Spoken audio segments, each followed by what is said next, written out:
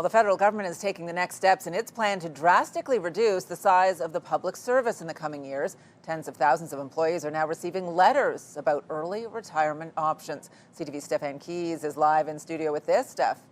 Patricia, while this is likely worrying news for many public servants here in Ottawa, we have spoken with some in recent weeks who say they are ready to accept an early retirement package. Either way, suggesting it's a reality they are ready to face. Even then, the union says it could be a tough sell as people feel they need their full salaries in this tough economic climate. So we'll just have to wait and see how many will leave willingly. But here's what we do know for sure. The Treasury Board confirms letters are being sent to around 68,000 public servants who may be eligible to retire early.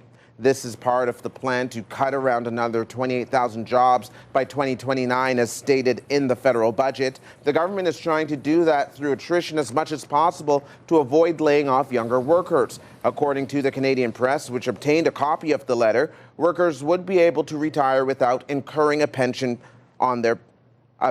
penalty. None of this is happening right now. This is just meant to let employees know about their options, and the program will only be available to certain employees, and it sounds like they could have up to a year to weigh their options before making a final decision. Another thing we know, unions are paying very close attention to how this plays out. In a statement, the Public Service Alliance of Canada says it supports efforts to prevent involuntary layoffs, but any early departure program must be negotiated with the union because no one should be pressured into giving up hard-fought rights. The federal budget included this plan to implement a one-year early retirement program as early as January. According to the Canadian Press, the application window is expected to open sometime early next year after the legislation passes, and employees who are approved for the program would have to retire within 300 days, Patricia.